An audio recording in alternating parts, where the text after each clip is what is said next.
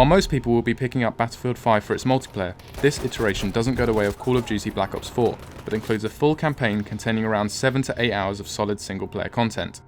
Battlefield 1's war stories saw DICE finally discover an effective structure for its storytelling, so it makes perfect sense for the studio to continue that anthology format for Battlefield 5, with 3 separate vignettes alongside an exceptional prologue shedding light on some of the lesser-known heroes of World War II.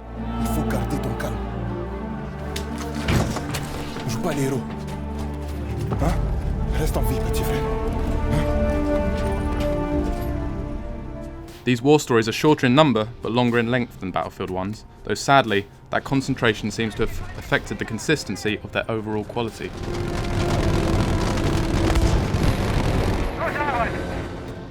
Nordlyse is undoubtedly the strongest of the lot, focusing on a Norwegian mother and daughter coming to blows with their German invaders, and not just because you can ski around the open map. Tyrella is also a poetic but predictable tale of fraternal bonds amidst dire circumstances, while Under No Flag, a story of a former prisoner turned soldier struggling to play by the rules of his Cockney officer, plays out like an old-fashioned British sitcom, except the jokes don't land, and the voice work is horrendously cringy. You took the fucking deal. You want to start paying it off your end? Then you need to fucking liven yourself up, boy. Do you understand me? Halt! Miss idea! Gameplay-wise, all 3 war stories give you a strong degree of freedom over their 2 to 3 hour chapters, set in open areas with multiple objectives to take down however you choose. While the enemy AI is patchy in places, and there's nothing particularly innovative about the mission design itself, each is worth a playthrough between breaks of Battlefield 5's PvP, at the very least as a contextual training ground for multiplayer. Whereas the return to history made Battlefield 1 feel like a major shake-up for multiplayer, Battlefield 5 is a more iterative sequel that succeeds as the healthy sum of small but welcome revisions to the mould.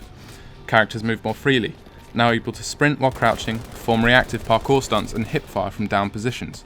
Meanwhile, the new fortifications system lets players build up defences on the fly, with sandbags, barbed wire, trenches and more, which adds a fitting new layer to the offense-defense dynamics of multiplayer while providing another way for the combat averse to meaningfully contribute to the war effort. A renewed emphasis on squad play and class customization, with more ways than ever to personalise your company, are also appreciated.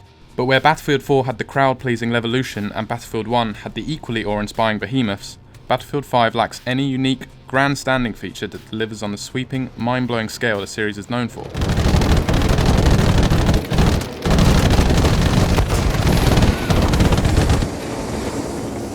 Indeed, the 8 maps available at launch are generally smaller and or flatter than previous games, missing the verticality and inspired design of previous entries in favour of simple close-quarter lanes and crowded choke points that bring to mind DICE's first Star Wars Battlefront title of 2015. As a result, compared to Wake Island, Monte Grappa or Siege of Shanghai, I can't see any of Battlefield 5's maps becoming instant classics or fan favourites anytime soon. As for modes, Battlefield 5 has the whole lot, including Conquest, Team Deathmatch and Domination, but the centrepiece that holds the most appeal is Grand Operations.